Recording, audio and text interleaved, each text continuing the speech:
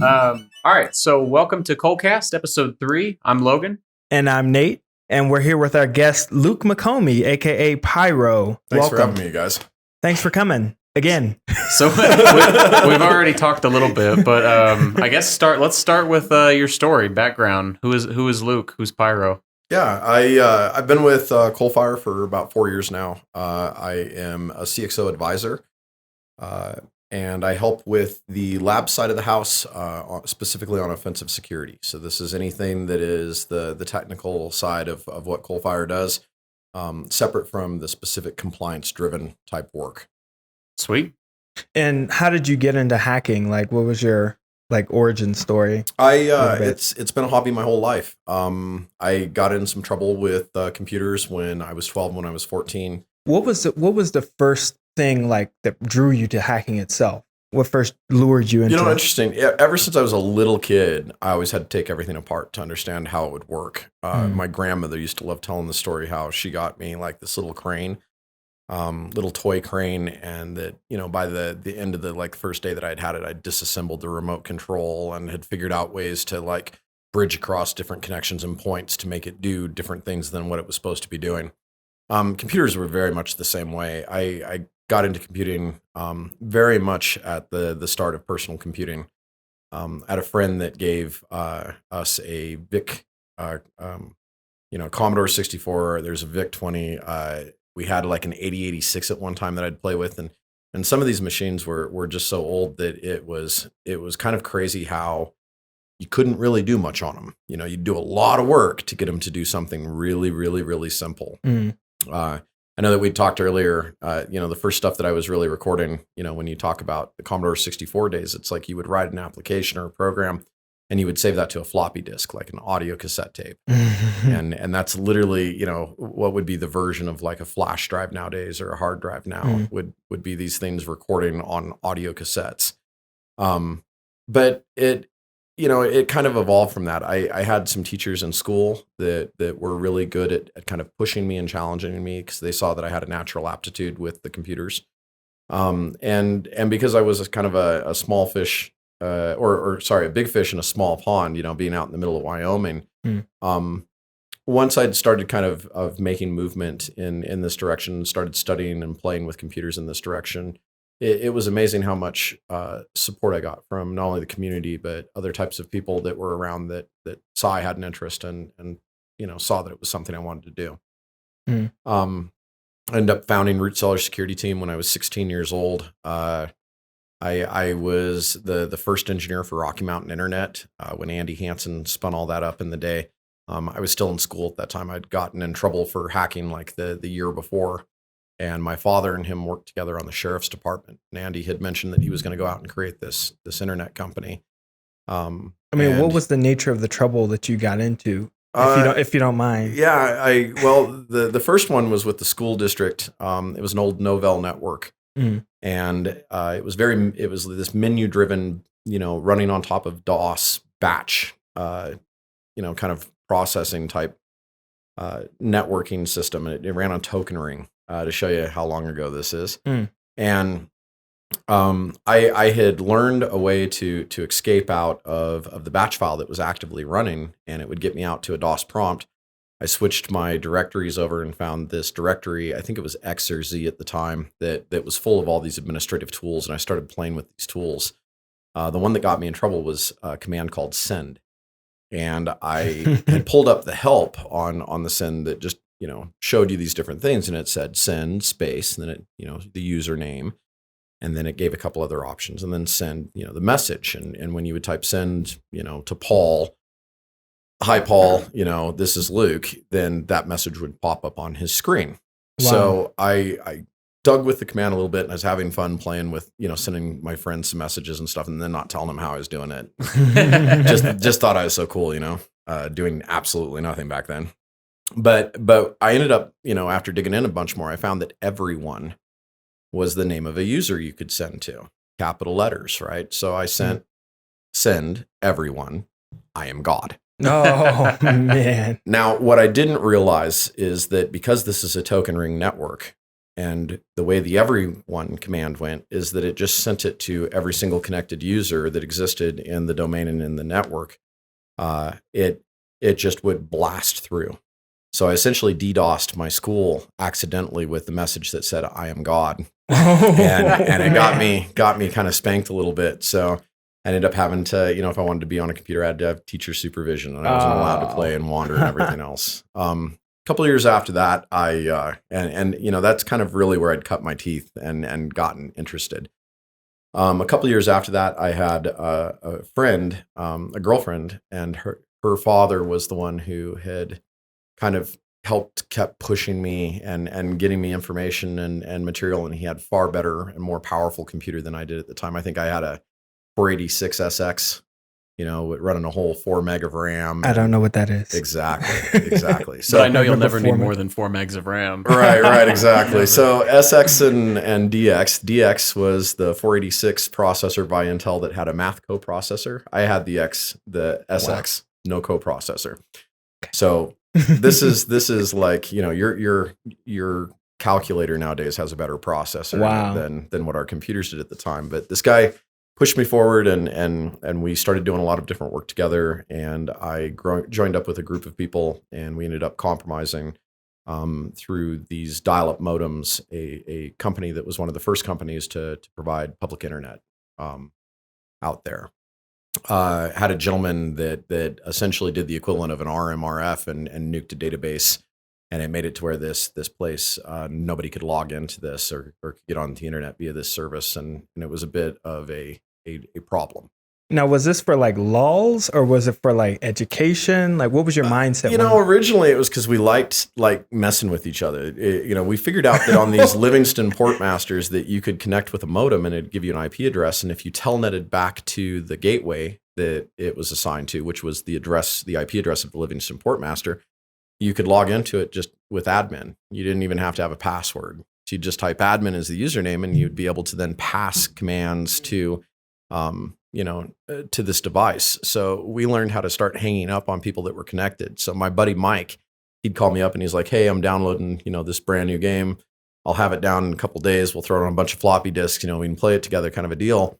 But I'd mess with him. Like I'd call him up and I could tell that he was online because his phone line was busy. So if I wanted to talk to him, I'd just dial into the Livingston portmaster and then disconnect his connection, which would also kill his download. And you couldn't resume downloads back then. So it was like a really nasty troll to do to somebody. But again, one of the people that was part of this group and kind of doing this did the wrong thing. It got us a lot of attention. I ended up doing a bunch of different stuff to help around the local school district with their computers, like helping after school.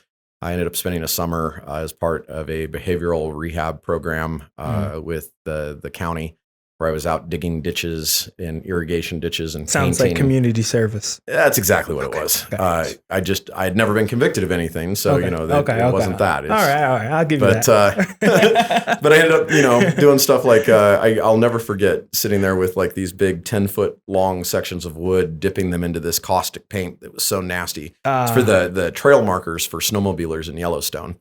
The paint was so caustic that we'd walk outside of the building and our eyes would swell shut from fresh air. It was that kind of stuff, right? So I spent a summer doing really hard work with the county and with this work program doing that. And the cool thing about the program is that it taught me how to interview, taught me how to, shake hands, how to write a resume, do all this other type of stuff. And it really did help kind of move me forward. So it was a beneficial program.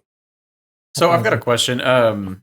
You started your company at 16. Like, what sort of challenges were there around that? Like, how does a 16-year-old start a company? Well, a 16-year-old starts a company when you have a group of people who are hanging out together and researching what is now commonly referred to as cybersecurity and hacking and these types of things. We had an interest. There was a small group of us friends, and we started getting contracts of people that were wanting us to come out and fix their computers. They didn't understand what security was. They didn't understand what hacking was. There wasn't really any kind of an industry in this yet. But because once again, big fish, small pond, we ended up working with like Bureau of Indian Affairs and a bunch of school districts out on the reservation, helping deploy computers and doing all of this other stuff. And I needed a way to be able to bill it. I needed to be able to a way to work it. And at the time, it was just myself and another individual who were doing a lot of this work. And Devin Keenan is his name. And we had kind of built this up and moved forward with this. This is now, we're now talking about moving into like my first year of college, my second year of college. Timeline wise, this would be 1996 through about 1998. And we had a hacking organization called Hackers Against Corporate Culture that was running out of Central Wyoming College. And at the time, one of our individuals did some things that were quite questionable on the legality scale. And we ended up getting a visit. And Devin's father was a lawyer, and we went to him at the time, and we're like, we're potentially in a really bad situation here. We're adults now. You don't get the same slap on the wrist that you did when you were a kid. And at this point, the world had started kind of moving in the direction of treating hackers and people that were doing this type of thing as criminals. So we didn't really know which step to take. And Devin's father, who was a lawyer at the time, advised us that we should incorporate and become a business. So what had been this hacking organization for a couple of years, and that we'd kind of been hiding behind as a shell company and using as a name and everything else, we legitimately opened as a business and went and got a business license and started a web page and did all of this kind of stuff. And this was right before DEF CON 7 at this point.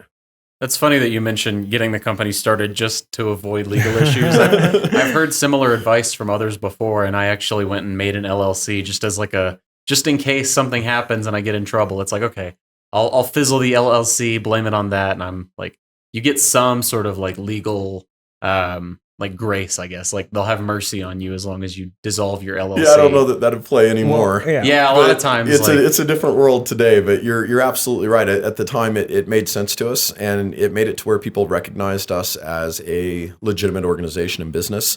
I will never forget, rest his soul. He just passed away recently. But John Perry Barlow at the Rocky Mountain Security Conference that was held at the university.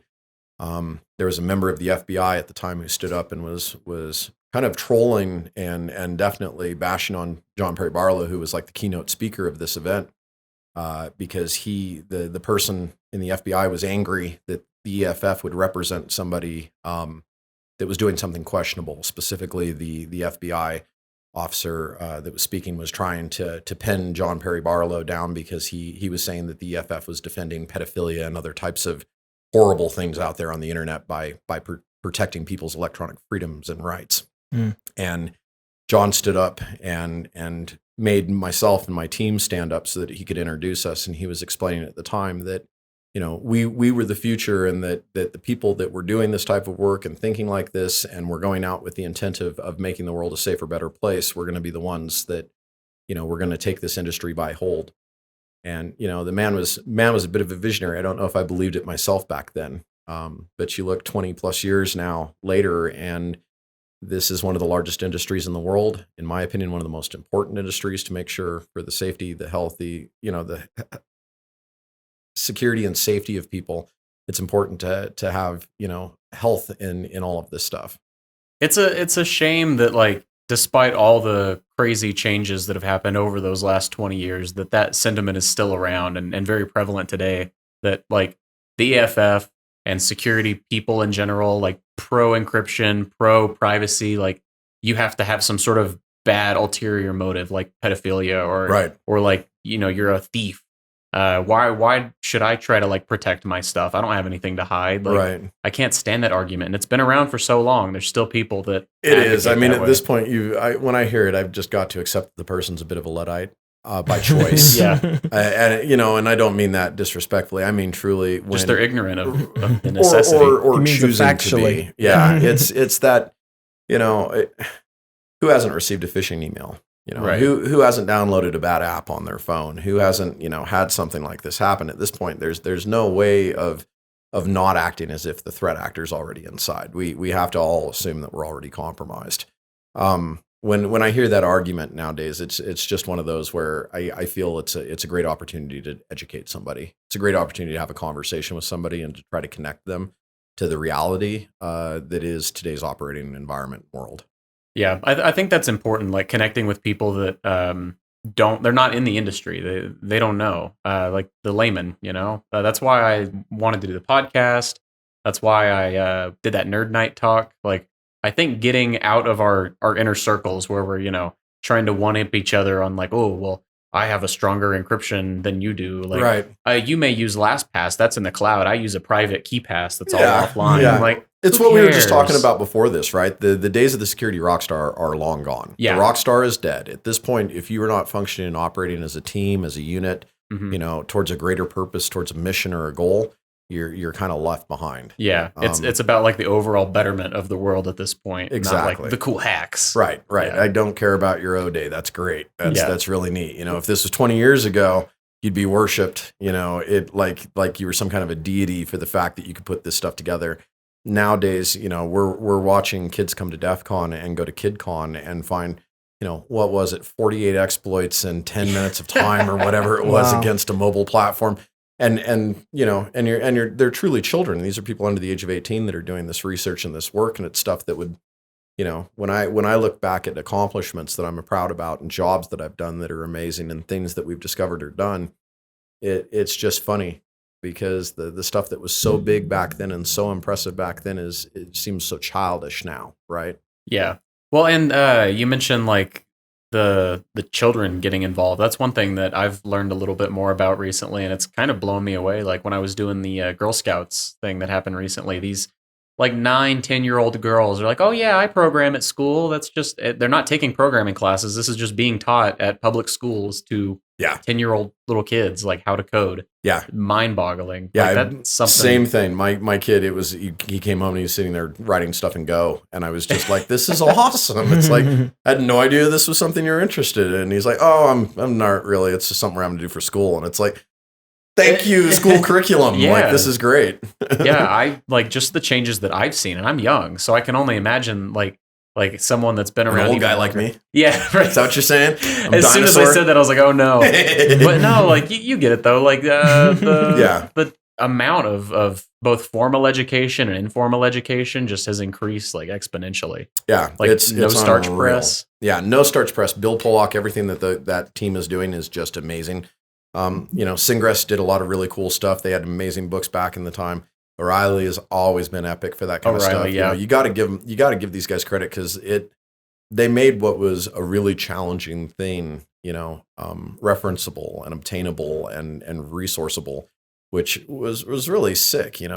When nowadays you've got a lot of really cool resources out there where you can go and look up videos and information and read, whatever the book of the day is, on somebody's website, but it's not the same as being able to pick up like one of those really thick reference manuals and like a TCP/IP guide. Right. And feel like when you're done reading it, it's like, okay, I've got, I maybe digested 30 or 40% of what I just read, but I'm going to read it again. And this time I'm going to get 40 or 50. It's, it's a different way that they learn nowadays. I think that a lot of people take for granted how much the industry has shifted in 20 years. When we were talking about it earlier before the recording started, but when you look at where things were 20 years ago, companies, the only time they were really caring about getting a vulnerability assessment done or a penetration test done was because there was a fear of compromise or they had already been compromised, like it was a response type situation.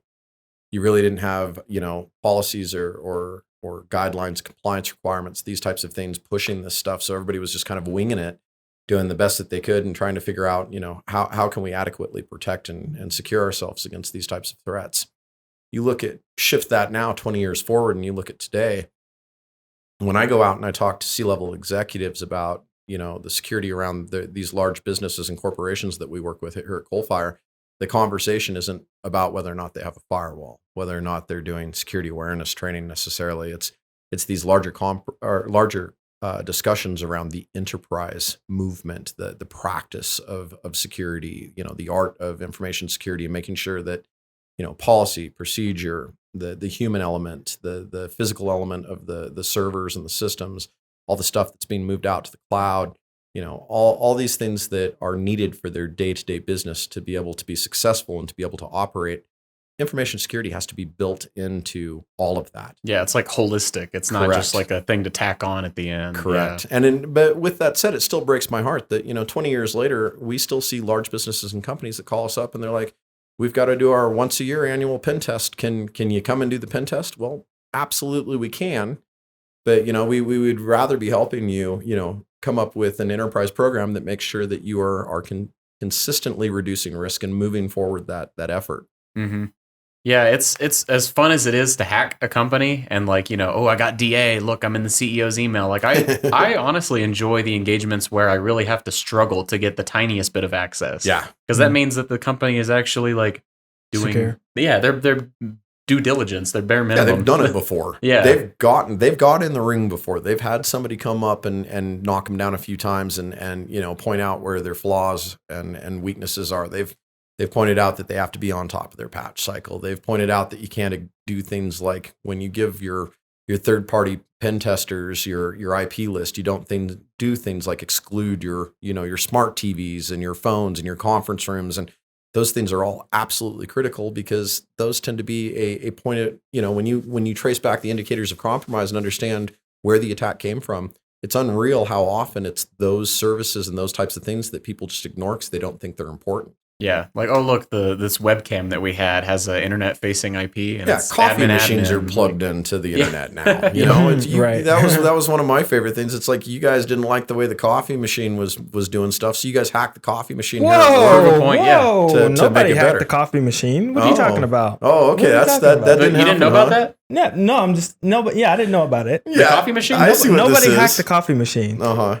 you're just sitting here doing the. I don't know if he's doing a bit or not. Yeah. What are you talking about? You didn't know the coffee machine got hacked. The coffee machine wasn't hacked. Oh, yes, it was. I heard it wasn't hacked. Oh, that's not at all what I said. Oh. Somebody hacked it? Yeah. We got approval. Like they ran we it got by. approval. Yeah, they were, that one, the one we got approval for. Yeah, we exactly. Oh, okay. That one I do know about. Oh, okay. See, exactly. I like the way it is here. It's the friend DA, right? It's the no, that was my friends that did that. I have to protect them. They're going to get in trouble recording this. The other kids. The other kids hacked the coffee That's machine. right. The other kids did it. Oh man. Luke, so you were talking about like how a 16-year-old kid formed a business.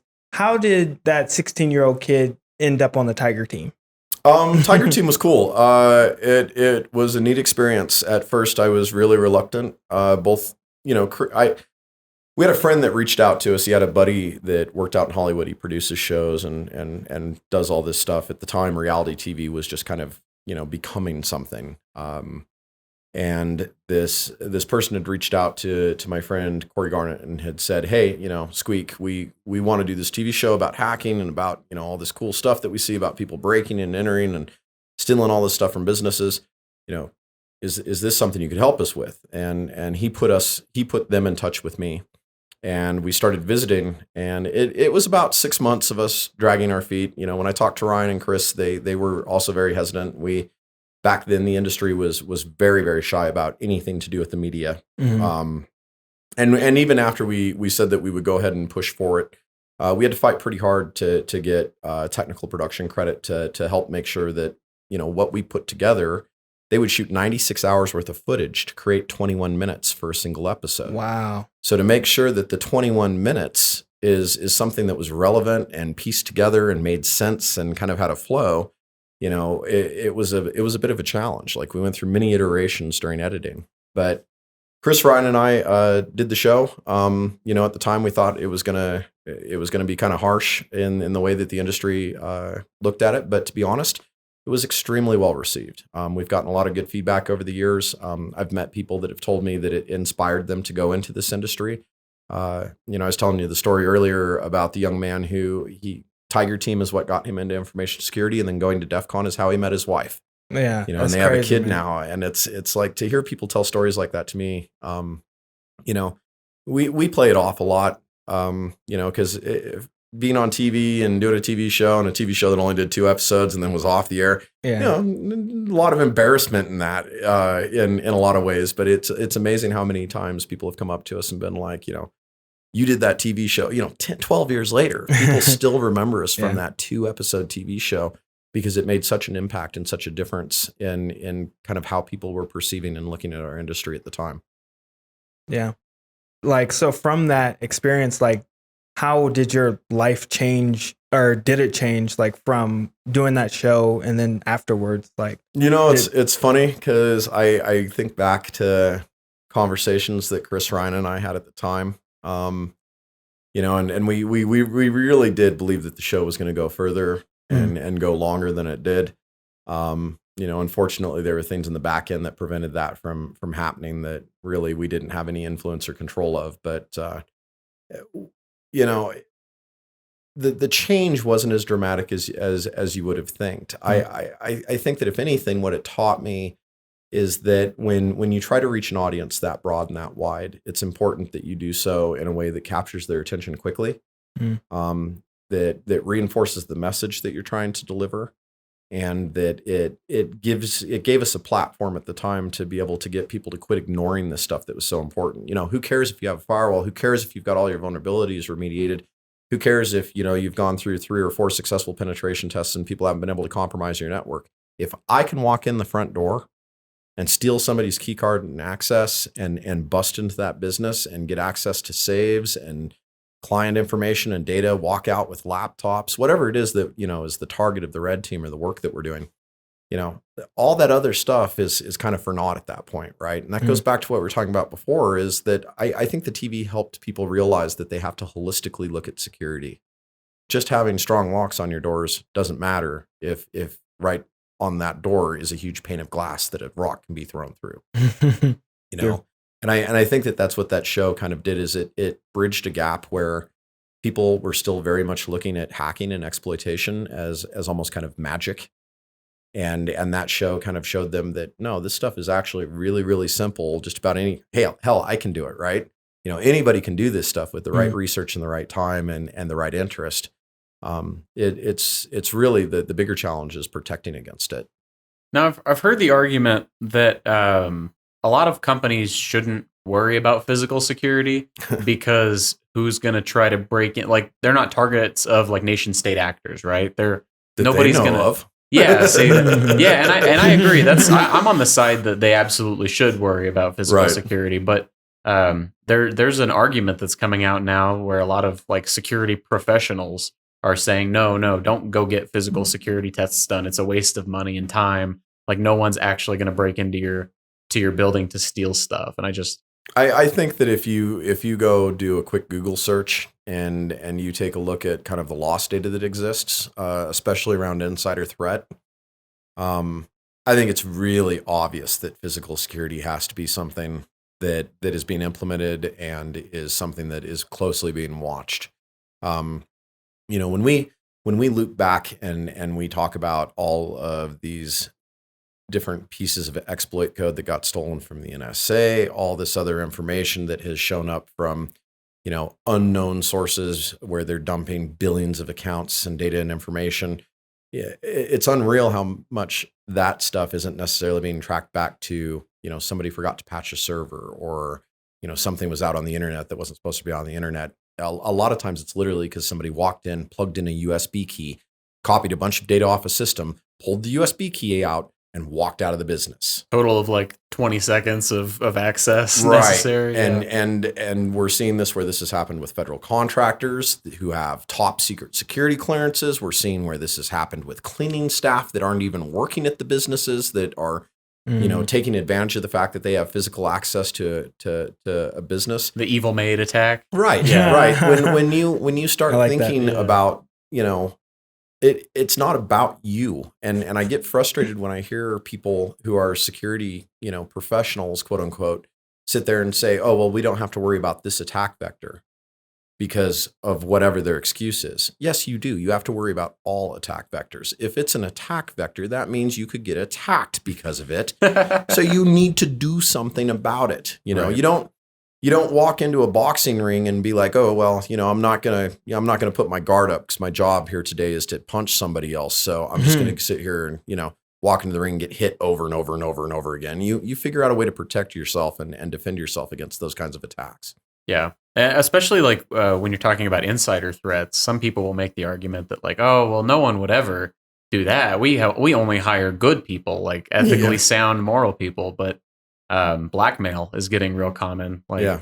there's a lot of that nowadays. Like, someone will get malware on their computer and, snip, there's a picture of you, and now you have to pay me Bitcoin, or I'm going to do whatever, or you Yep. have to go to your office and plug in this flash drive, or I'm going to release, photos of you to your contacts. It's Yep. a lot. It's happening a lot. Well, it is, and the thing that blows my mind is how much this stuff gets glossed over in the media. When we see the stories, it's always about the server that didn't get patched. It's always about the user that got phished. It's always about that stuff is absolutely prevalent. We're seeing it all the time. It happens every single day, but it doesn't mean that we're not seeing physical attacks against places. I mean, I cannot remember the hospital to save my life right now, but a good example was there was a hospital several years ago where the attacker literally drove up to the hospital's data center, walked into a data center, pulled 1U servers out of a live rack Wow.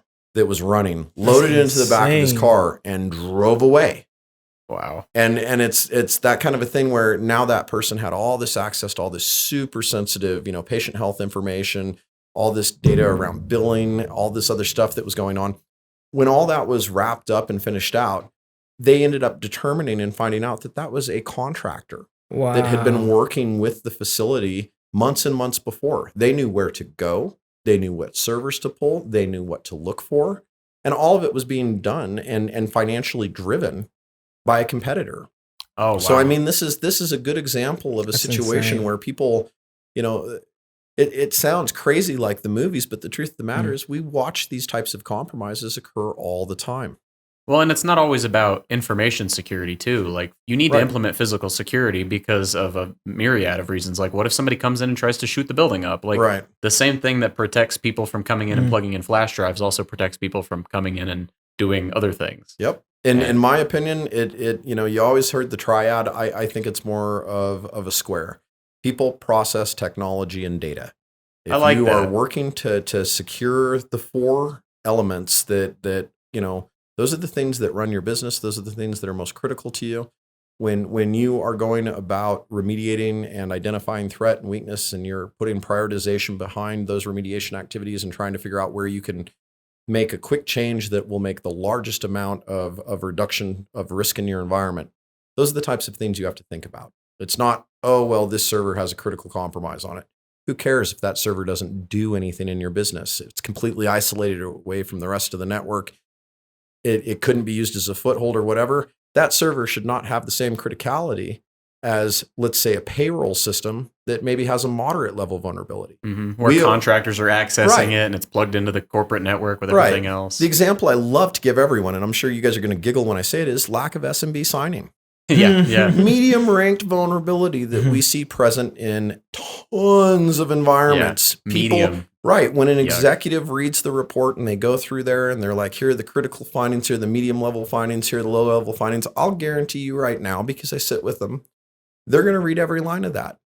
But when they look at a medium ranked vulnerability versus those criticals that are showing up on the page, they're going to ignore that medium ranked vulnerability, not knowing that that's going to be the thing that leads to us being able to poison traffic, to be able to proxy traffic, capture credentials, be able to get that domain administrative access that we're looking for, simply because of the lack of SMB signing, right?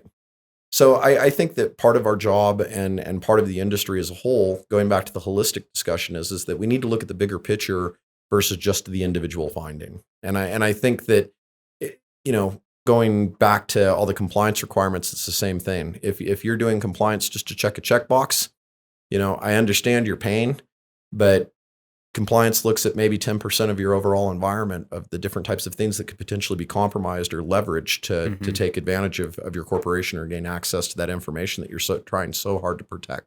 Yeah, PCI like scoping in general is just like, it blows me away because it lets the organization determine their own scope and like get away with a lot of stuff. Like you said, 10% of the picture, they can narrow that PCI scope down so far. It's insane. Yep. Well, and it's not just PCI. You see it with a lot of other things out there. Yeah. I think the bigger picture is that if you've got security budget and you're the person kind of assigning prioritization around these programs and you're trying to reduce risk in these environments, the way to go with that is by creating these programs and these roadmaps that look out 3 months, 6 months, a year from now, and that they have clearly defined goals of what you're trying to accomplish. When you do these programs, they have to be flexible. They can't be rigid because you don't know what kind of critical finding is going to pop up tomorrow that may impact the timeline or need immediate need to make sure that, there's resolution occurring. But the point of what I'm trying to get to and say is that we need to think about all of the different ways somebody can get in, not just the computers, not just because somebody tailgated in through a door, not just because somebody clicked a link in a phishing email.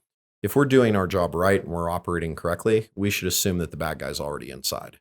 Yeah. That's assumed threats is always like something I advocate for too, because the question a lot of times isn't like whether or not you've been breached. It's you have been breached. Like, what can they get away with? Yeah. What have they already walked out of your front door with? Yeah. Data loss prevention is important.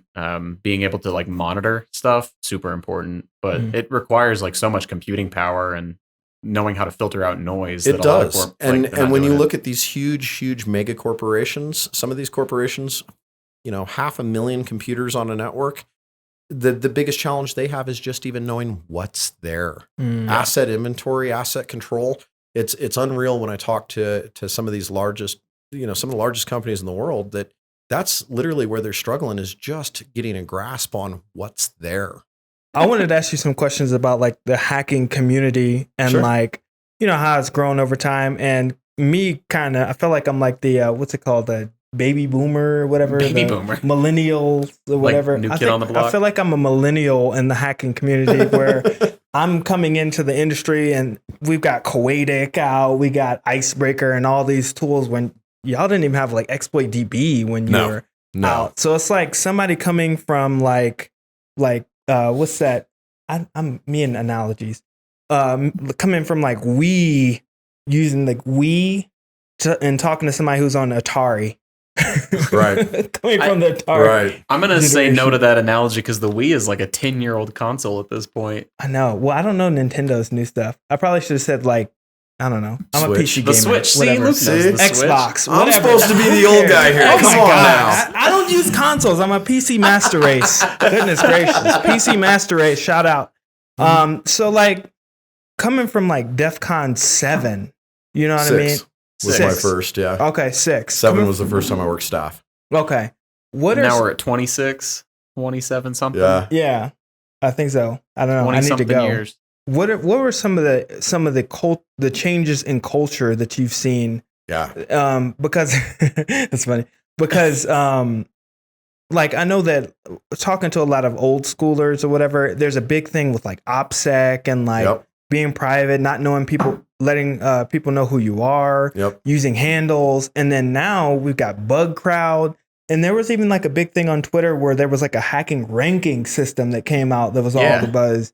You know what I'm saying? You're laughing. Yeah, the clout meter that they established. Yeah. So like, what are some of the changes that you've seen over time, and like maybe what are some changes that you could probably live without?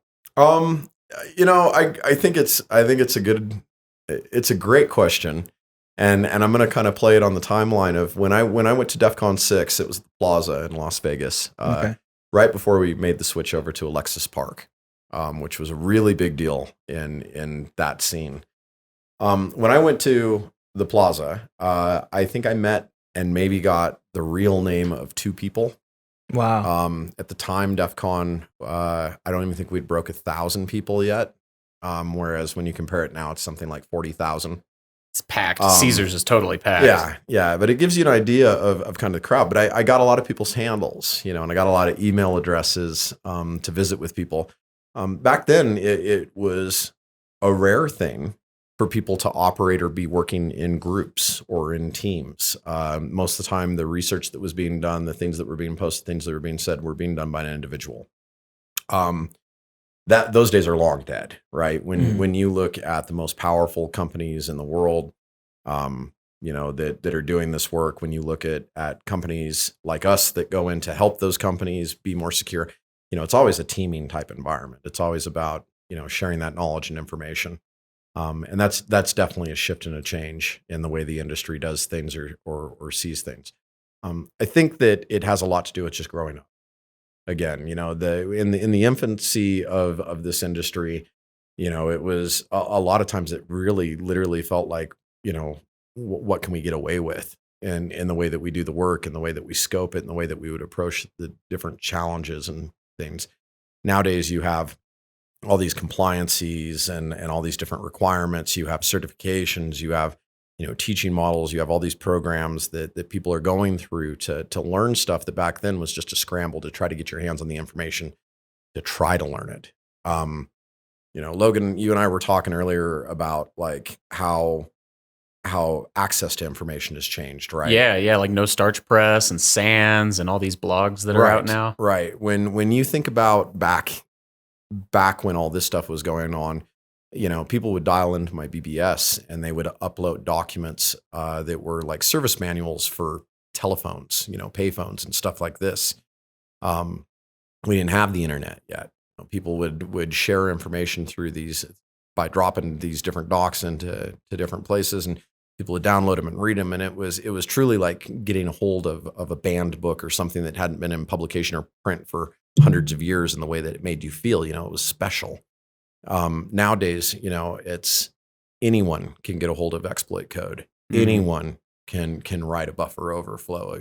Anyone can go out and obtain the knowledge and information to be able to do this type of stuff.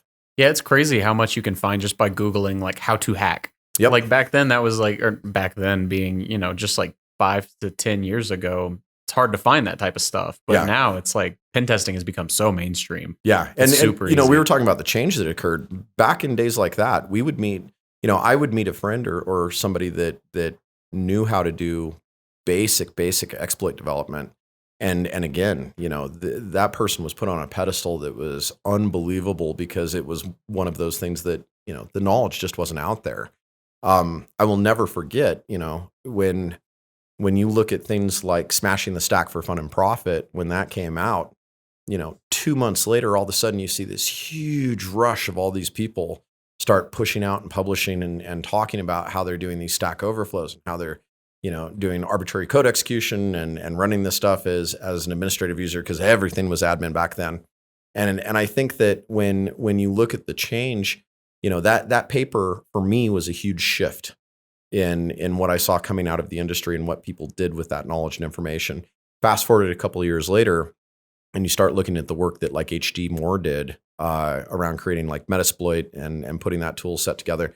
Now it's commonplace, where one of my favorite things to do to demonstrate ease of exploitation is that we'll go perform a test, or we'll go do a hack, and we can sit down and pull a non-technical user in, someone who's janitorial staff or clerical staff, and we'll sit them down at a computer and literally step them through the process of using Metasploit to compromise, a software weakness or vulnerability that's on a host out there. Showing someone how to do like MS 1710, like run Eternal Blue through Metasploit. Oh my God. Yeah. I've shown that before as a demo for like how point and clickable stuff is. Exactly. And it makes you realize that, what people once worshipped and thought was the coolest of the neatest thing now has become very, very commonplace. And I think you're going to see that as the industry continues to change.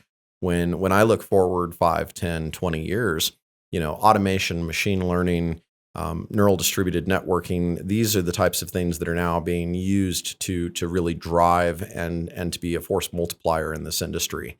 The days of having a single individual sit down and run a vulnerability scan and then having them spend hours of time crunching through testing SSL certificates and trying to validate all these different findings and weaknesses and, just trying to get a foothold, that is becoming trivial at this point. With the tools and the knowledge and the information that's available out there, it's more about how that impacts your company. How does it introduce risk, and what does that risk mean to your environment?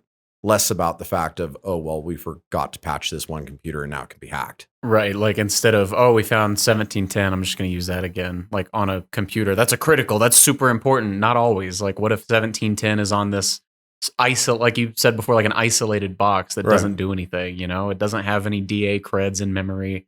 You're not able to go dump and pivot into other stuff. Like who cares if you take over one unused box? Yep.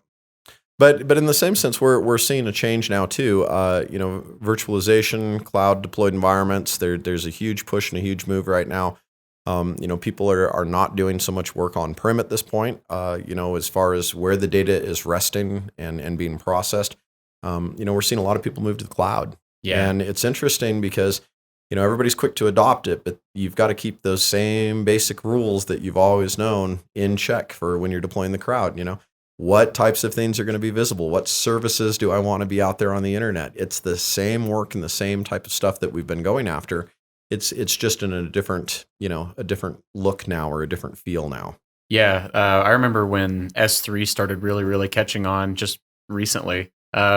There were a lot of people, like the open S3 buckets thing. Like everybody was putting their stuff in S3 buckets. Nobody knew how they worked. Yep. So everybody was checking the box that says like, oh yeah, make it, publicly readable. Of course, I want to be able to read it over the internet. And they didn't understand that meant literally anybody can go to this link and read it. Yeah. And if your S3 bucket's named company name /aws.amazon.com or whatever, you might be found out. Well, and we've seen a huge push. People are adopting new technologies, Kubernetes, Docker, a lot of these types of new solutions people are quick to adopt them.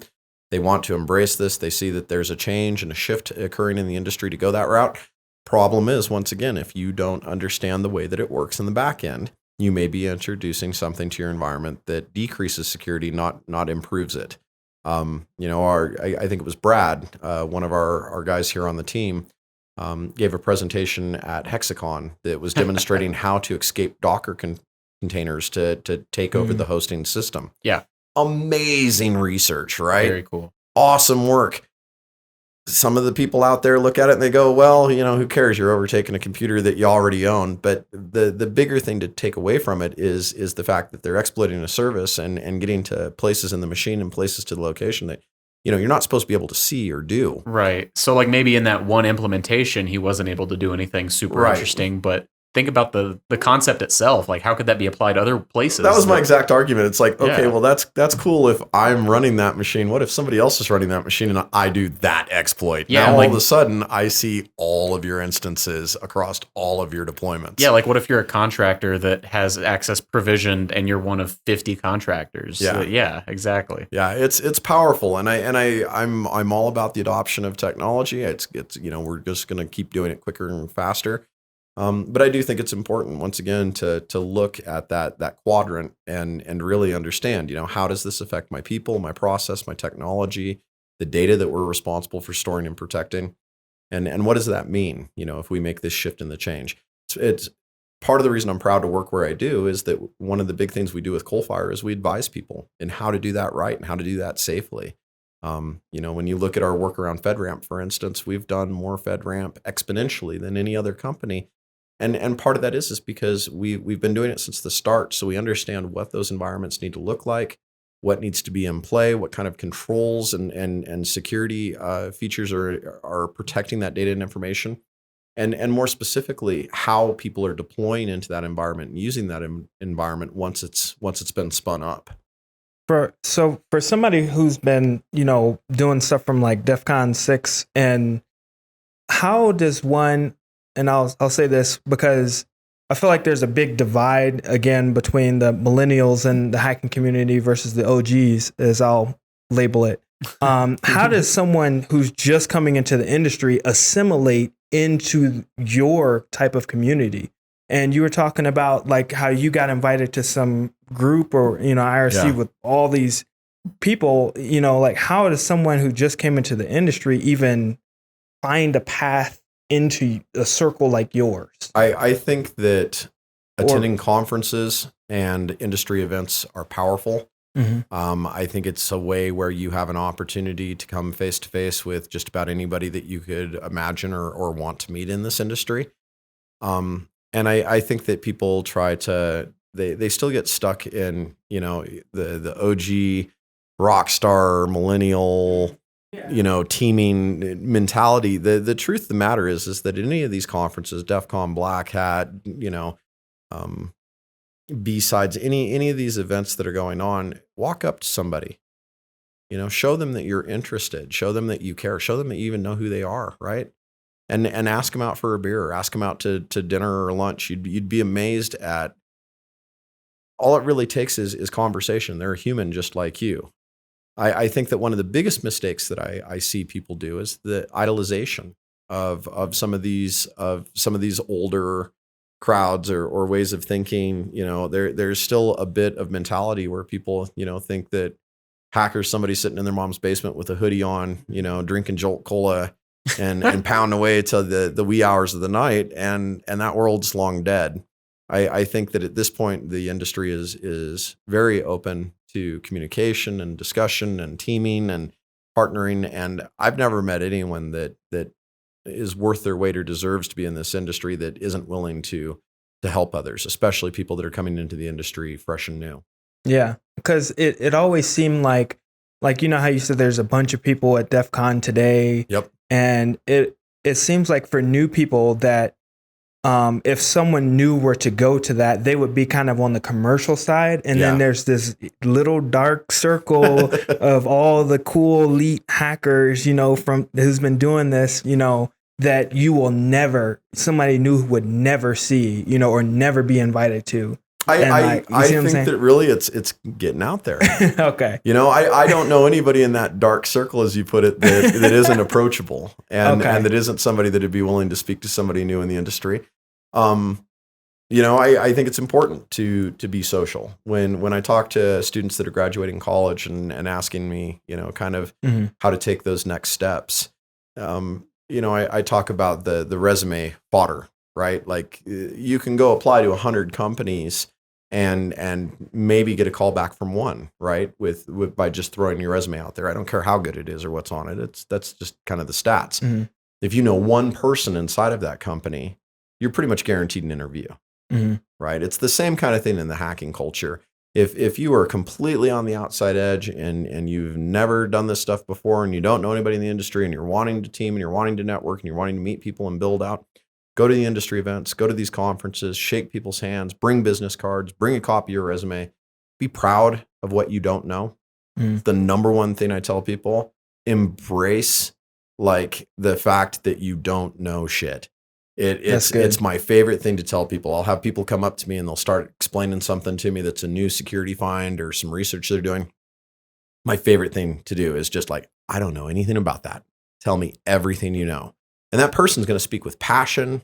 Person's going to speak with knowledge. The person's going to speak with, the forethought of this is an opportunity to be able to teach and educate and train somebody that, they're talking to you for a reason in the first place. So use that as an opportunity to really learn from them about something new and cool. Yeah. Oh my God. Like being able to sit and talk to like Bryce and Victor about some of the stuff that they're working on, like on the last episode, getting to talk about the R&D stuff, like the AMT thing. Oh my God. I don't know anything about it, but sitting there, like getting the opportunity to sit and listen to Vic ramble. I love listening to it because you learn so much. Yeah. He is a perfect example. When I first met him, I think he was 18 or 19 years old. Crazy. We were in Norway together. We'd been asked to go over and speak at a conference called HackCon. And there was a team of us, and an amazing team of people. I mean, Mouse, Stragorn, Deviant Olem, myself, the Prez, Victor, Lost. Like this is like a team, just a remarkable team to be part of. And we went over there, and Victor was kind of like the unknown at the time because he was a student at UAT. Had been studying under Lost. Lost was one of his professors, and he came over. And by the end of the week in Norway, it was pretty obvious to everyone and very evident that Victor was one of the smartest people that was there. No questions asked. Like the work that he was doing, the research that he presented, the things that he helped with the side projects we were doing when we were over there. It was just amazing. I was so happy when he came and joined us at Coalfire, and it's a good example of just some of the level of talent that we do have here. Remarkable, the people that we get to come work with us. It's funny because I do know that he does hack in the basement with a hoodie into the wee hours of the night. So he literally does do that. He's as OG as they come. There's absolutely nothing wrong with that. It's just interesting that is the image that comes to mind when people think about what it is that we do and how we do it. Yeah. No, Coalfire is amazing. I've worked with a lot of companies, big name companies. I worked at British Telecommunications. I worked at Aero Electronics. We did all the stuff that led to Tiger Team, and Chris spun off and created Loris, and him and Eric have created an amazing company over there doing the boutique security work that they do. But I think that one of the things that is interesting is when you kind of rewind it and kind of look back, we're lucky. In a lot of places, it was knowing the right people or having the right conversation at the right time. And the one thing that I will attribute to our success in that arena and the things that led to the TV show was that we were approachable. We were able to communicate. We were able to talk to people. We weren't worried about our OPSEC. I am the worst person in the world to talk to about OPSEC, because even though I sit here and teach it and live and die for it and grew up in a family where that's something super important, it was amazing to me how by embracing the exact opposite, I found a lot of freedom by being truly an open book with a lot of the work that I was doing and who I was and the things that I do. That made it a lot easier, because then all of a sudden when anybody would want to drop my docs, they'd realized I'd already dropped them, right? So it's kind of the backwards look at it, but in the same sense, I have mad respect for the way that the industry has changed, the way things have shifted, the maturity that has come out of the industry. You asked me a question earlier about kind of the honor among thieves in the hacking scene. I think it's very much alive. And I think that it's something where you don't watch people making choices or actions that are illegal or potentially leading to, a compromise inside of an environment or something like that. But there is still kind of that mentality that you don't necessarily tattle somebody else, that you don't, throw somebody under a bus. What are the rules? Please tell. I'm right. I'm taking notes. There are no rules nowadays. Nowadays, this is business. What are the unwritten rules? There's always rules. Back in the day, going back to what you're saying, the OG years, you didn't hack for money. Okay. That was definitely a change as the security industry matured. matured. Bug bounty, essentially. Right. There was no bug bounty back then. There was a whole lot of, if you go and you hack this company and you tell this company you hacked them, you'd better expect a visit from the FBI. So that's a major change, right? Like, companies are embracing research and embracing disclosure and doing it right. They're not just necessarily blasting and publishing things out there. There's coordinated disclosure. There's good organizations kind of pushing and leading towards that. We do that at Coalfire. Obviously the Cavalry has a big program behind that. I think that that's a big change. I think that one of the other rules that is something that you don't see anymore is going right back to what you were saying about the OPSEC. It used to be, you never told anybody who you were. You never told anybody what you were working on. You never, and nowadays you watch people get busted on a world scale and they literally become celebrity. Yeah. Right. What's the guy's name? Mitnick? Kevin Mitnick. Yeah. Kevin is a good first example of that type of thing happening. I'd go even further. I'd say that Kevin hacking and or getting busted wasn't what made that a big deal. I think the fact that Kevin was held for so long without trial was really one of the things that boiled that up and made that bigger. I was more referencing on some of the hacks that we saw, when you started seeing some of these anonymous operations getting busted up. I forgot. And people were sick and those guys. Right. Yeah. And stuff was becoming public. All of a sudden it was like, you're watching someone that 10 years ago would have been sitting in a jail cell. All of a sudden they're sitting on, national media, national news, talking about what it is that they did and how they did it. Yeah. Unlike the guy that made the Mirai botnet or whatever, Krebs posted this big article that got picked up. That was like national news. Yep. So, yep. And it's interesting because I think it has changed how the industry looks at that type of thing. I also think it's part of the reason that the whole security rock star being dead is something that's a good thing. You talk about changes that have occurred that are for the good and for the bad. I think that the death of the security rock star is a very positive thing, because I think that, we obviously all do function better as a team. There are always going to be individuals that shine in one area or another, but if we're operating and functioning as a team, as an organization, as a unit, you're going to get a lot more than trying to do that alone.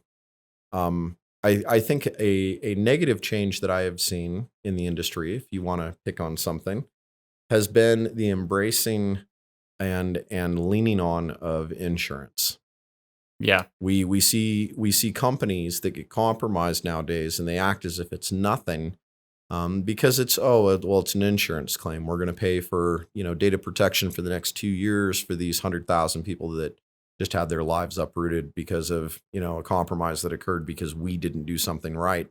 And I think there's a complacency that that some of the industry is latching onto around insurance and the ability to say, well, we've done our due diligence. We've met these specific low bars that have been set by a compliance requirement in whatever our industry is. The whole Equifax thing comes to mind immediately about that. Like they've, did their trial. They said, look, we made the bare minimum effort to protect this stuff, so we can't be held liable. Well, and I think that right now you're seeing a really positive response from them, right? Like they're working really hard to make sure that they understand and clean up processes and procedures, and that they get on top of this stuff so that something like this never ever happens again. The places that I get more concerned about are places that we watch get hacked time and time and time again, sometimes even through the same vectors, right? Yeah. Where, you'll watch a company get compromised and you'll go in and you'll talk to them and it's like, listen, this is the information that's been pulled out of here. This is what's lost. This is the impact of this attack.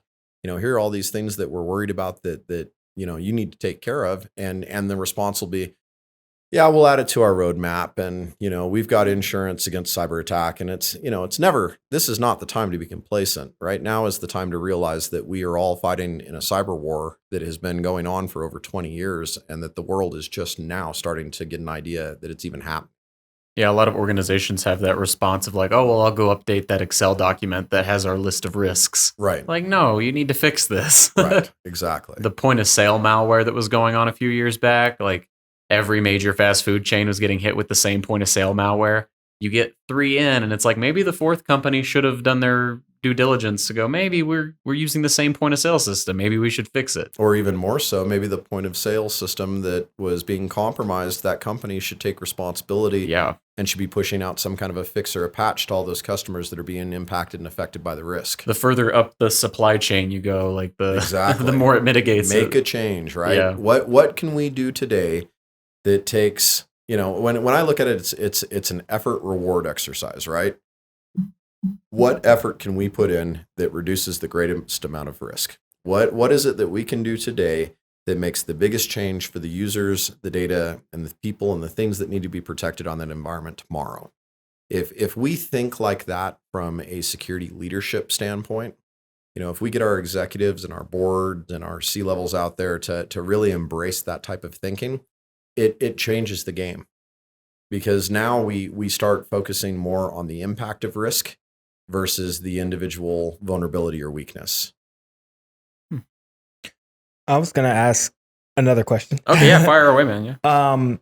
What's like one of the biggest mistakes that you've seen someone make in the hacking community, like against the hacking community per se? Like maybe not like somebody snitching on somebody, but like somebody's done something that's like just, I don't know, bad. Just to have an example of. It's hard because if you give specific examples, but without snitching, you throw people under the bus. Yeah. And there are some things that, I can think of examples where I've watched people in the industry take advantage of each other and others for financial gain. Like stealing research type thing? Stuff like that, and or taking advantage of relationships or access or other types of things like that. And in those situations, I think that's pretty weak. That's a really sad way to go at it. What do you mean by taking advantage of a relationship? Like to get a job or No, more specifically, like if let's play out a game and let's say like, company A hires company B to come in and do work, right? To do pen testing or to do whatever. I've watched people who have taken advantage of information or data that wouldn't be relevant or available to them in the scope of the work effort that they're doing to try to get a hand up. I've watched people steal research from each other and publish it. I think it's the greatest form of flattery. I'll give you a good example. Terrence Garreau and I, Tuna, as he's better known, we did an amazing speech about hacking people through QR codes. And we made individual serialized little QR codes that we handed out at DEF CON. And then people spent the following year putting them all over the world.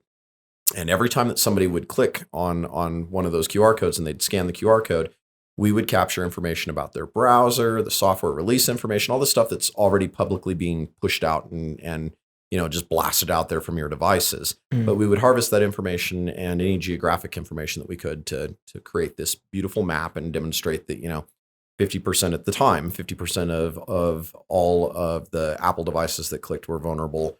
2/3 at the time of Android devices were able to be compromised through these various exploits that were public at the time. And we got some one-off data with the Blackberries and all of this other type of stuff too. But we presented this at a Sky Talk at DEF CON, and as you guys well know, we don't record Sky Talks. That was part of the reason when I founded Sky Talks. Part of the thing that I was doing was trying to protect the speaker and the research so that they didn't have to feel like they had to bite their lip or be careful about what they said. We wanted it to be able to be a platform for people to get up there and push that information out. Terrence and I gave that speech at DEF CON. It would have been at the Riviera, so many, many years ago. And it was interesting because about a year later, we saw a Russian researcher who literally word for word some of the stuff out of our speech, clear down to even having slides that looked like our slides, published the same work effort that we had, talking about the different vulnerabilities, the different weaknesses, the different issues that we'd addressed. At the time, I had a bunch of people in the industry that were like, oh, what are you guys going to go do after this? And it was like, I think it's wonderful. I went from a platform that wasn't being recorded on purpose, telling a whole bunch of people in the industry that wanted to come listen what the problem was. And a year later, it became commonplace to where somebody was publishing that research and it was being listened to at a global level. I find that flattering. A lot of other researchers would have been very offended by that. I think the ugliest thing I've seen happen in this industry are people who are politically, one way or another, kind of driven to control, different groups or businesses or input or types of things. A good example that I could give is I watched a group of very, very brilliant people who came together to form an amazing company that was doing amazing things. I watched it kind of implode on itself, simply because people couldn't get out of the way of their own egos, right? But when you talk about mistakes and things that people are doing that are wrong against each other or uglier sides of this industry, I think that most of the time that's driven by ego. And I think that if we can start focusing on what's bigger and more important, which is, again, risk reduction and protection of the things that matter, that stuff has to take a back seat. That stuff has to kind of go away. Okay. Yeah, I've heard that word ego a lot in this industry, and that seems to be like one of the biggest, traps for people. It is. Once you start doing cool stuff and like putting cool stuff out there, once you start getting like compliments, it's hard to sort of like take a step back. It becomes the look what I can do game, where it's all about, what can you do that's special or better? I had a company that I interviewed for, years ago, and their whole big thing was how was I a +1? What was the one thing that I could do that nobody else at their company could do? Now, while I appreciate that mentality and that thinking, it breeds a competitive environment and mentality that I think kind of fights against sharing. Yeah, exactly. If I figure out how to hack something, I want to come in the office and tell every single person about it because I'm proud of what I did and because we can use it and it can make a difference and it can help people. When it becomes something of, I did this hack and, now I'm going to tuck it away in my back pocket or I'm going to talk to the media about it, but I'm not going to publish any of the information or data. And, like now you're kind of defeating the purpose of research and education, and you're starting to move more towards that grandstanding and ego that we're trying to move away from. One of my least favorite things to see happen is watching a brilliant researcher destroy their own project and their own research by not releasing it. And it happens a lot in this industry where, I'll take the financial route instead. I'll do the bug bounty. I'll do the 0-day disclosure of the vulnerability or the weakness. And they're motivated by the money, which is a good motivator. And I think it's important that we do bug bounties. I think it's important that we have these programs. I think that they have very much moved our industry in a positive direction in how companies deal and handle with these types of things. But I also question sometimes, is it costing us or compromising potential data or research that would occur? If I know that I'm a step or two away from a bug bounty that's going to potentially pay me $100,000 because I've figured out this vulnerability or this weakness, or I'm close to it, I may not be so inclined to reach out and to work with somebody to have to share or split those profits or that credit with it, right? That's ego. Going right back to what we were talking about, that's greed and ego. When we start instead going, I can't get this figured out. Why don't I reach out and, call my 3 smartest friends to come over and hang out? We drink a couple beers, have some pizza, and spend 12 hours grinding on this. At the end of that, if the work product is something that makes the world a better place, then now it's not so much about the money. Now it's not so much about getting that bug bounty. Now it's more about the teaming and making a difference and making a change. And I think that bug bounties would do right by themselves by trying to focus on that type of an effort where we're building up and showing how people are making a difference versus just handing out cash. And I think that may be the next kind of step that's coming down the road. Everybody wants money. We all do. It makes a big difference. It's absolutely a motivator. It helps a researcher decide that they want to spend time on something that they otherwise may not. But I think the next phase of what we're going to see come out of that type of mentality is benefiting, the world as a whole and making a change for the better versus it being, I'm trying to throw some money in my pocket. I think that's one of my biggest complaints about bug bounties, like as they're laid out right now, is that you can set up a bug bounty and everything is 100% private. Like the scope of the bug bounty is private, the details of the bugs that were found, how much it was paid out, like it can all be completely confidential. And I think for bug bounties to be truly effective, like once you're paid out and once the bug is fixed, they need to be able to publish that stuff. Yep. Because like one comes to mind, there was some big bug in, I don't know if it was a bug in OAuth itself or like how it was being implemented across several sites, but there was a big OAuth thing with like Facebook and someone found it and reported it and got paid and never disclosed it. And then the same thing happened with like Twitter and Gmail and all these other things that were using OAuth.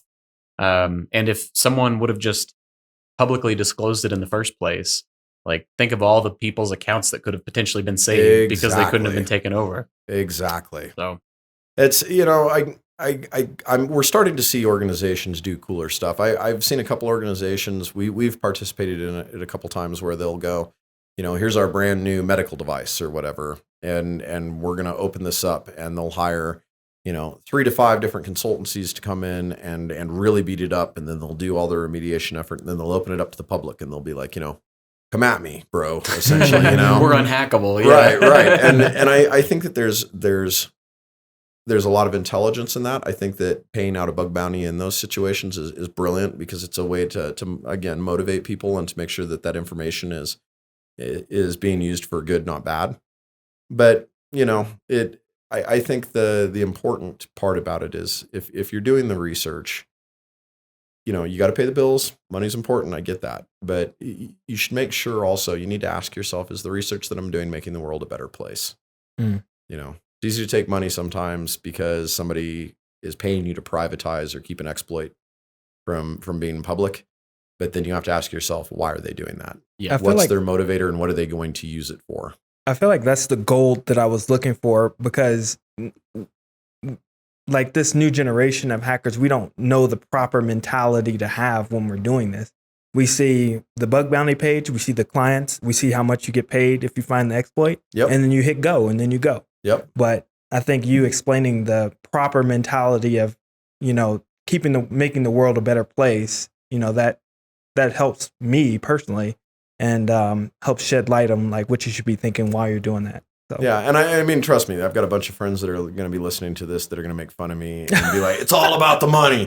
But I mean, really, truly, when you go to bed at night, do you want to think that your exploit code was just used to hack some country on the other side of the world, or do you want to know that the disclosure of what you found that led to the research that led to you developing that exploit code, that's now public and has been used to protect tens of millions, potentially billions of people from a vulnerability or weakness that could have been leveraged against them. It's like there's a trade-off there, It's like money's great and all, but I want to be able to sleep at night. Yeah. Like I think about like Core Impact a lot. Like Core Impact has exploits that are not public. Correct, like and they're amazing. They're really amazing. Well written, really awesome. It's a great tool. Yeah, but like I feel like there has to be some sort of like weight on the people that are maintaining Core Impact. I don't know who owns it or maintains it, but like if you were to make those exploits public, maybe people would be more inclined to fix them.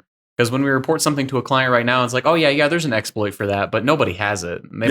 they might be more inclined to go, well, I don't need to fix it because nobody's going to actually be able to hack me. That is a very valid point. You're right. When it says that there's a publicly available exploit in Metasploit, I think that people scramble a hell of a lot quicker than they do when they see that it's in a commercial exploit package. Something you have to pay thousands of dollars for. Yeah. Like 10,000 or something for core impact. It's a lot more than that. Yeah, it's insane. I think the last time that I had a license, and this is a long time ago, it's that times about 7. Oh my God. For like a consulting license. Yeah. But, man. That's wild. Yeah. And then Lord knows where the price point is nowadays. And here's the point. Towards their effort, the tool's amazing. Yeah. The reporting in the tool is absolutely second to none. I've never got to use that. It's solid. And the exploits are really solid. Like it's the kind of thing that when I was first playing with it, we were doing work with the government. And I was blown away that, there were exploits that they had in there that I could do that when you looked at any other public exploit resource, if you ran the exploit, it'd bring down the service. It'd crash the computer. There was no way to return back, or to restore the state or the process of that you just compromised. One of the things that Core was really doing and profiting upon was the fact that they were making stable exploits. Things that weren't going to nationally, intentionally or bring down that server, that system that you were targeting. I think that when you started seeing some of the work that ZDI, Zero Knowledge, some of the stuff with the, 0-day disclosure type programs that were out there, I think they started taking steps in the right direction with this stuff where it was, we can make this stuff private. Yes, we can make it available for bid or for sale. People can go to these sites and bid on and buy exploits and this kind of thing. I dug that research, but I am a big supporter of open source and giving your knowledge and what you have out there to the community. I think that if you found a weakness or a compromise and it's something that's out there that could potentially be used for bad, I think that there's a bit of an ethical thing in making sure that you try to do what you can through your disclosure process to make sure that the best of the best happens with it. What's your thoughts on like certifications? We talked about that a little bit ago, but what's your thoughts on like the importance of them in the hacking industry? Yeah, whatever. And so I gotta eat my own words because 5 years ago on an interview like this, I told somebody that they didn't mean shit. And I'll tell you now that that's the wrong information and advice to be giving people. There are really amazing certs out there.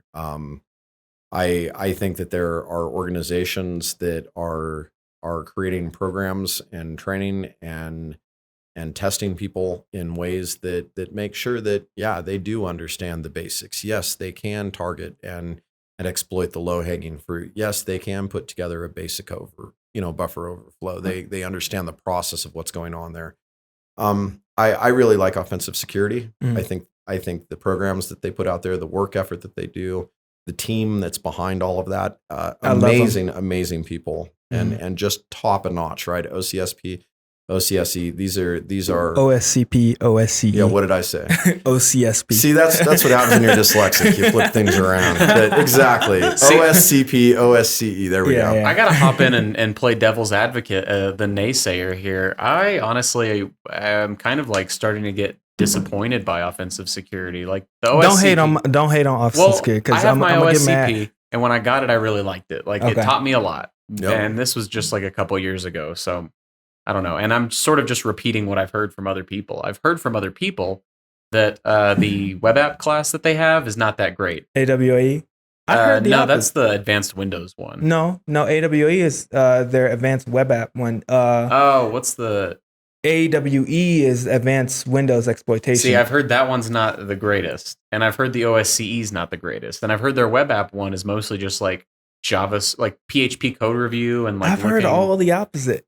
I don't know. Maybe I wish that they would this is the angel and the devil, right? Yeah, the devil's advocate. I gotta play it. I guess the way I'll look at it is that back in the day, having an MCSE plus I was huge, and then having getting your CISSP was like the big thing, right, in the industry. I think that for at least the technical side, like the people who are doing technical testing, things like the offensive certification program.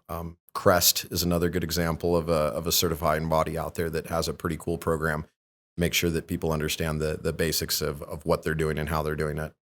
I think that stuff is important. And I'll tell you also, if you're new to the industry, as you put it, a millennial in the industry, right? If you're going to try to get in and do work, certifications go a long way of getting you past that recruiter's desk, right? Like you can be the best hacker in the world. You can sit at home all day long and have your lab set up and be doing, 0 days all day long and publishing and putting your information out there.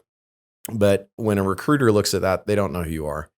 They don't know what that means. They don't have a clue why they should even care about your GitHub or the research or anything else that you're doing. Well, and there's like those they're not in our industry, right? Right. And then there's like the automated HR filters too, Right. that like scan for certain phrases. Exactly. buzzwords. So getting your certs, getting your degree, going that educational route is a really good way to make sure that you get that foot in the door, at least have that opportunity to interview and to be able to demonstrate your knowledge and the type of stuff, your passion and what's important to you.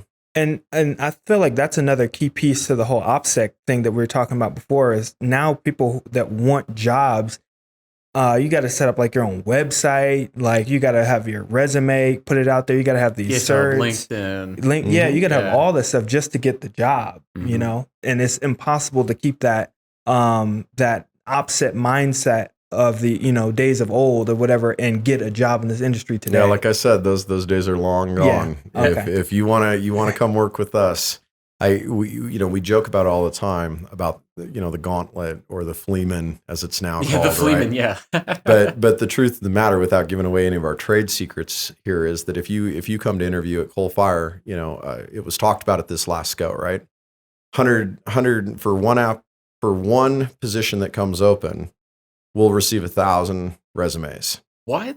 We may have 100 people that have the qualifications and the level on the resume to be able to go through the process. And of the 100 that looked at, there's maybe 1 or 2 that actually get the first initial phone call, much less get to go through the process, right? Yeah, the fleaman's like the final gauntlet. Right. If you're at the fleaman, you're ready to go. What's the fleaman? I don't even know. That's the technical scenarios. The challenges. Yeah. Like when we're bringing somebody in, you've talked to HR, you've talked to to our VP, you've talked to the directors, you've talked to all the different people, and you've done well. We understand that you're going to be a fit culturally, that you've got the right mission in mind, that all that stuff is there.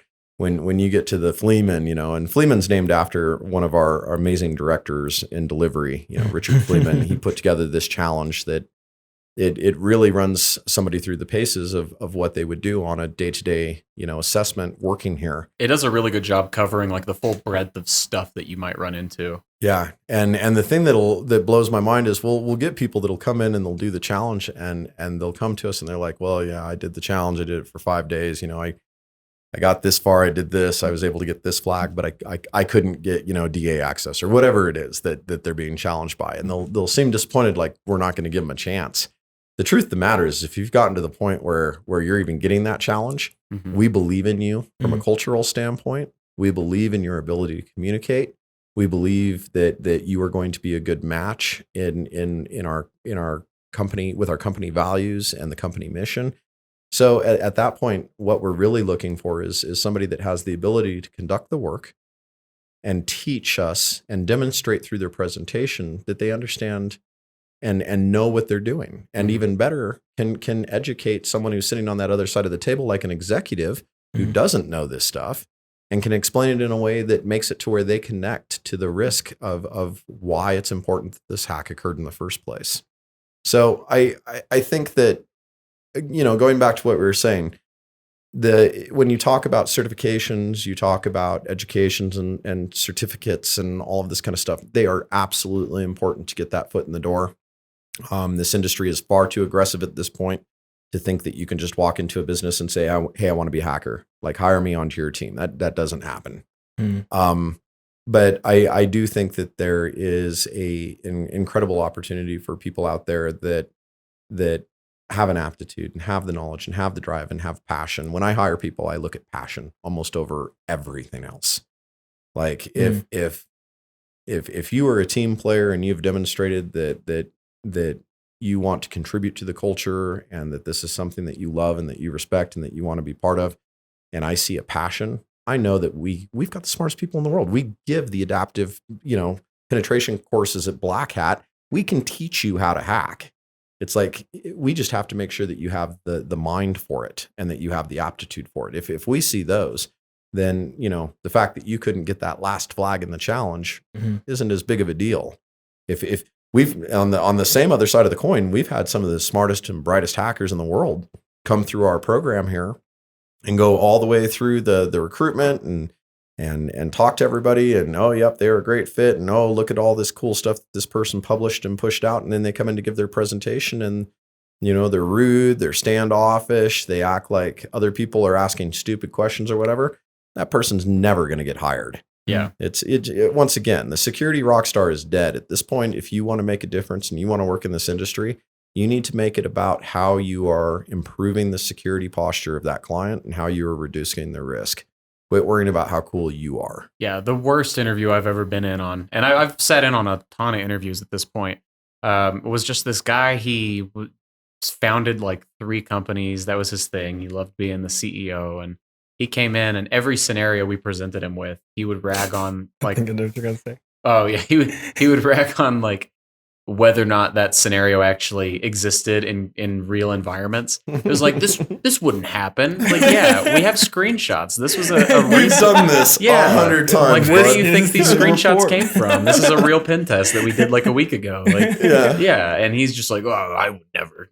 Like, you got to have some humility and like ability to explain things is huge. Like you were saying, explain it at the CEO level, but also be able to explain it technically. Like, you have to have that versatility. I leaned on it earlier and I used the boxing metaphor, but I'll give Chris Nickerson the respect he deserves for that, because he was the first one I ever heard say it. And it was, when you jump in with security testing and pen testing, if you want it to be effective, you got to get in the ring and get punched. And, and he was kind of taking it off of the old Mike Tyson quote, everybody has a plan when they get in the ring until they get punched in the face, right? Yeah. Like same kind of deal. It's that talk that you're talking about is key. When I speak to executives, if I know they fish, or if they're into cars, or if they sail boats, or if they play golf, I try to come up with ways to be able to tie back what I'm talking to something that they understand and that they get. At this point, a lot of the security executives and stuff that we're seeing are actually top-notch people, and we don't have to do that, right? We can be very, very blunt about what we're finding and how we're finding it, how it was executed and all this. But I still think that there is an art to being able to speak to non-technical audiences that is underlooked and underappreciated. And I think it's the difference between what makes a good consultant and an exceptional consultant. Or even better, the difference between what makes a good consultant and what makes an exceptional security partner. Right? Yeah, I like that. You mentioned like a lot of the CEOs and like upper executives are technical people, or they at least have some sort of technical background. I've noticed that a lot too myself. Like more and more people are starting out technical, and then after a few years, they sort of, I guess, get tired of it maybe. And you made a similar change, because I did. You're doing like mostly sales stuff now, right? Yeah. Sales, and specifically my responsibility here at Coalfire is offensive security.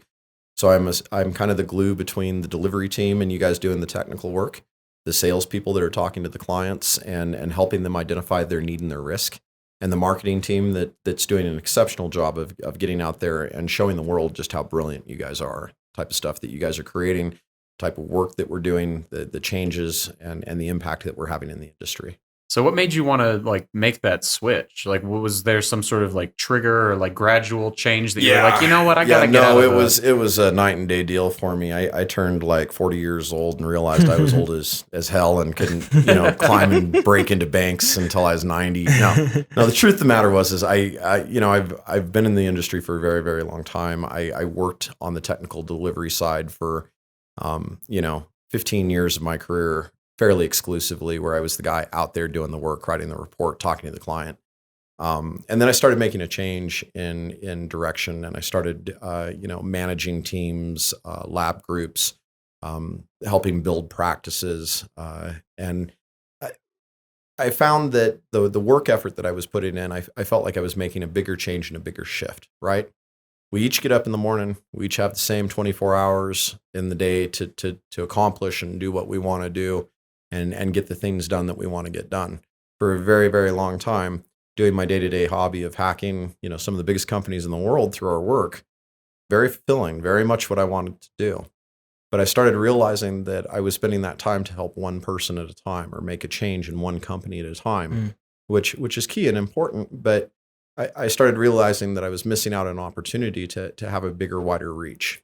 Coalfire is an amazing company to work for. I've had 3 different positions here in 4 years.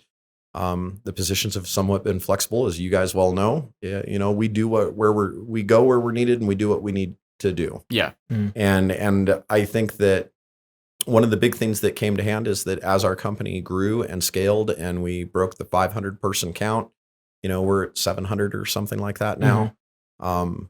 When we started growing to that size, one of the biggest things where I watched a struggle was that we had a few really great resources that were good at talking to the clients and scoping and helping, get these engagements, defined to where they were helping the client in the best way possible.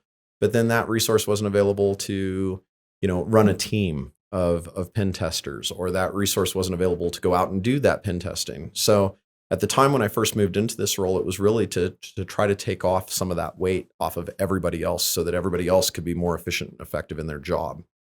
That job has now grown to where I'm the CXO advisor for the company on offensive security. And really my day-to-day job effort now, instead of it being the guy that's going out and doing the hacking, or the guy that's, creating the bid sheet necessarily, or putting the paperwork together and working with legal, my job's now to go out and speak to people to understand their needs, and sit down with these C-level executives to listen to them about the challenges, the goals, the blockers that they have, the types of things that they want to accomplish and do in their next year. And then we help them design and build, corporate programs that are custom, that make sense for their organization. I think it's amazing that you're even able to have those conversations with high C-level executives, because I would think, and maybe this is just a newish thing, that the C-levels wouldn't care. That I don't care about cybersecurity. I leave that to the CIO, and he leaves that to the CISO, Yep. and so it's cool that you're getting in the room with the top guy, and I'll he tell you actually what's happening. cares. And I mean, this is a bit of a stab, but I really think that what's happening is that, 10 years ago, going back to our game of talking about how things have changed in the industry, 10 years ago, a lot of those corporate executives, they looked at this and it was an IT function. It was something that was being handled by IT. Their IT people were smart. They got it. They understood it. It's fine. All of a sudden, we start seeing companies and more specifically executives being sued by gross negligence, right? And I think that what's happened is you've started watching these people who are leaders in the world in the industry. They get it. These are smart people. They run huge companies. They didn't just get handed that job. They worked hard to get to where they are, and they're now realizing how important it is that security is something that is built into their business by design, not an afterthought. Yeah, that and their data started getting exposed, probably in pictures and emails and videos. And absolutely. After your name's in the headlines a few times, something snaps, I guess. Well, and that's the point. It's gone from a spot of, it doesn't matter, it's not that important, to, this is really bad, and we need to secure and protect, to, oh my God, I don't want to be that guy. Yeah, that's me in that picture. Right. I don't want to be the person that is now being held responsible for leaking 3.2 billion, customers worth of information or whatever. When you talk to those executives now get it. 10 years ago, they'd sit there and blow it off, and these compromises or attacks had happened, and it was huge and a really big problem. And people would sit there and literally, it was like watching people in Tornado Alley do I don't understand why I got hit by a tornado. Well, where you live and what you do puts you right in the line of that storm. Well, same thing with these big, executives at these financial companies and stuff. You control billions and billions of dollars worth of money and assets and information that would, be priceless to your competitor. They're going to come after you. You better believe it that we see people doing industrial espionage and targeted espionage against companies and their competitors. Not that it's legal, but there's absolutely that thing happening out there. You see people ask for it all the time. I don't know how many times in this job I've had to sit there and educate people. It's like, what you are asking me for is a felony. I cannot do this job for you. This is not something that is an appropriate way to go about business.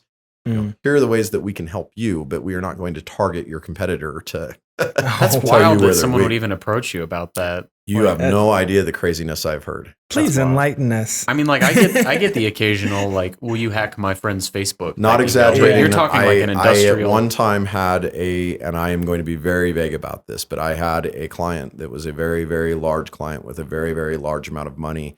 And I had an executive who pulled me into an office who asked if we were able to go onto the ground into a foreign country to eliminate a threat that was attacking them. What? Eliminate a threat? Literally asking us to go do a hit on the people that were targeting and hacking them. Oh my God. That's how disconnected people are sometimes from what it is that we do. That's insane. And what makes it. And you know how I answered? I told them, no, I won't. And why? Because it doesn't actually remediate or fix the problem at hand.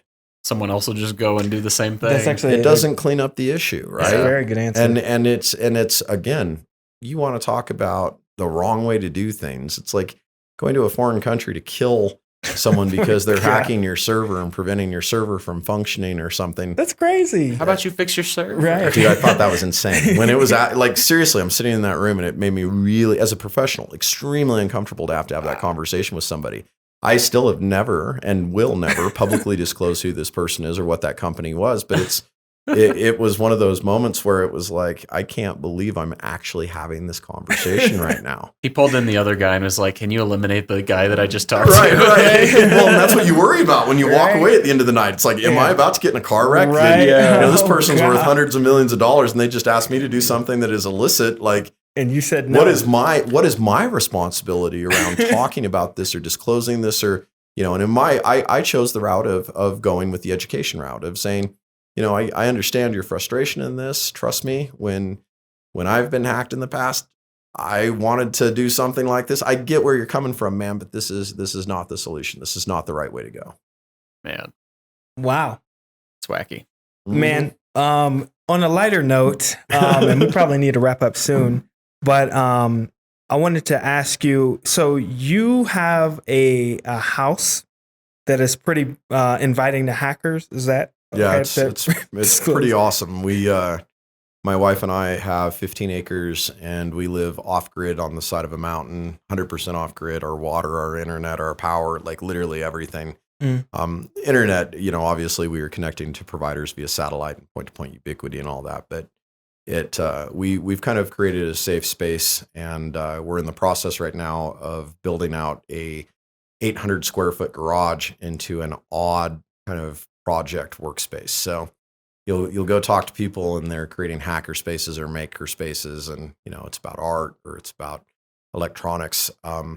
With some of the work effort that we're doing, we're trying to teach people some other knowledge and information, things like water filtration, reloading, ways to be able to make like self-sustaining gardens, aquaponics and hydroponics, all of these different types of things. I think that there's a lot of really cool information out there. And then I think if we can spin up the hacker crowd and the hacker mentality and the hacker mind to kind of take on some of these challenges that have become ever increasingly popular because of like the prepper culture and all of these other people. I think that if we can kind of blend some of that, we can get to some really amazing things.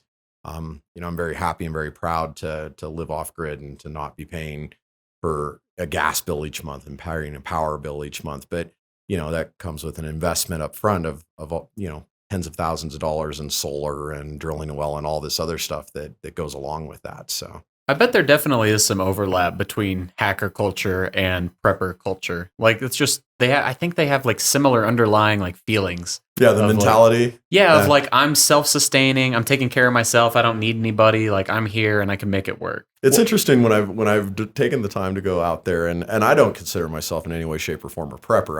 I grew up in Lander, Wyoming in a family where, self-sufficiency and self-reliance is just something that you did. So for me, it's not really embracing a new lifestyle. It almost kind of feels like going back to my roots a bit. But I find it interesting how many people, when I talk to them about what we've done over the last year with this project and with our home, the first question that they'll ask me is why? Why would I want to not depend upon the power grid for my power? Why would I want to understand or know how to store and sanitize my own water? Why would I want to, Denver Water does that for me, or Excel provides me that power, or, and it's interesting that the moment the power goes out, they're sitting at home, rolling blackouts during the summer because everybody's got their air conditioner kicked on, and all of a sudden they're sitting at home and they're flipping open their phone and they can't even get onto their Wi-Fi to check their email, and all of a sudden they start realizing, wow, this world that I take, that's just there for me every single day that I live and breathe in, that it takes nothing for that resource or for that capability to go away and to not be something that's present. And a lot of people, like, they're done for, like, without the internet access, without internet access, a lot of stuff that I know how to do, I don't know how to do anymore. Yeah. Yeah. When I lived in town years ago, it was one of the funniest things in the world was we were out in Aurora. Aurora struggles with rolling blackouts during the summer. We had a nasty blackout. And I remember my roommate, like he got off of his computer because he was all super mad that now the internet was down because our router was down and cable was down and all this stuff was down.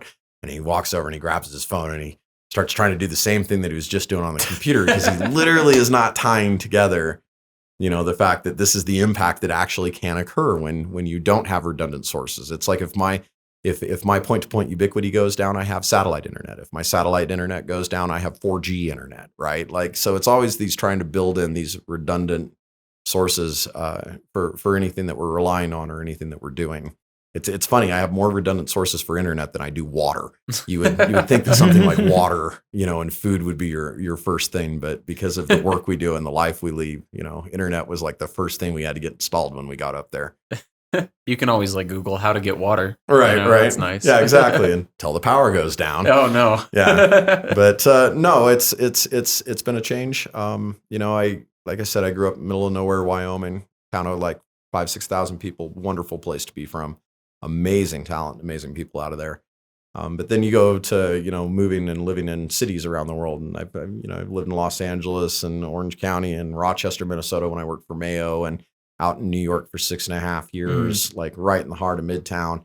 And Denver, I've always had a presence since about 1996 on. But it's amazing when you kind of step away from the city and you step away from the rush and the busyness, how you start thinking about things different. Your brain starts functioning differently. There are things where my situational awareness, for example, has gone through the roof to where I find myself being uncomfortable when I'm down in the city now and I've got, 1.5 million people surrounding me on 16th Street as we're walking around on a summer day, where now it's like my natural bubble that's around me of situational awareness is several hundred feet, right? I'm worried about deer. I'm worried about bobcats and mountain lions and bears and bobcats and stuff like this. It's a whole other world. So it's kind of cool to go to look at that shift and that change. But I highly recommend the life and that kind of, lifestyle to anybody that wants to embrace it. All right. It's a lot of work, but it's worth it. Well, I think that does it. We should probably wrap up. Yeah. So, Luke, it's been awesome talking to you. Thank you, guys. I feel like all we did is sit here and ramble about old days past.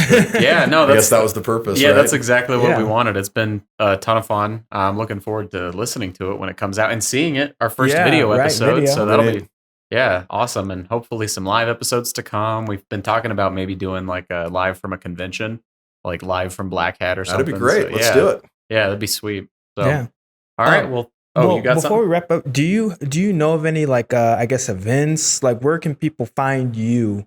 Yeah, I go to most of the major. Next week I'm probably gonna be out for a day to RSA. I'm not gonna be out for the whole week, but I'm gonna go out for a day.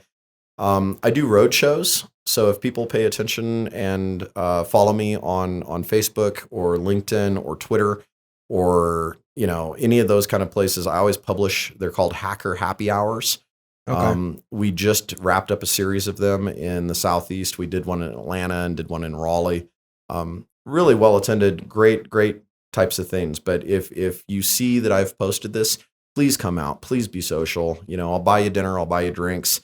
It's a good opportunity to come out and learn more about our company, what we're doing, and ways that we can help you too if you're needing help with security services. Okay. Good. And are you a part of any like other groups in Denver that people may be interested in? Yeah, I participate with HMIS for medical device security type stuff. So I go to some of their events. I'm always going to be at Black Hat and DEF CON every year. You know, I'm retiring from staff this year, but I'll always attend. I always try to make the B-Sides events. I'm actually a huge supporter of the B-Sides organization and what it has grown into. It was amazing to watch what started as a bit of a house party and an excuse in Las Vegas for us to have a massive like mansion has now been taken by Jack Daniel and everybody else and grown into these really amazing organizations all around the country. But a lot of it is reach out to me on social media. I'm readily available. I love chatting with people about this kind of stuff. LinkedIn is probably the best place to do it. I tend to be the most responsive there because it's work. The personal email gets ignored a lot for the work side of things, but yeah, reach out to me, add me on LinkedIn. I'm under my real name, Luke McOmie, on all those different profiles and platforms. So awesome. Cool. Well, thank you. Thank you for coming on. Yeah, and thank you for listening, folks, and watching. Yeah. So we will be back next month. I don't know if we've ironed out a topic yet, but it'll be just as awesome as this one. And before we get off, we do need to say shout out to OffSec, Offensive Security, and we need to forgive us for Logan's impulsive moment there. Shout out to Matti Aronai. I love you. I don't have anything against offensive security. Something tells me the next time you go up for your certification, it's going to be a little harder, bud. No, I've just heard people say that lazy sysadmin and the hardest boxes and yep, it's going to be great. My goodness. Dead. All right, well, thanks for listening, everyone. Yeah. Bye. Thank you.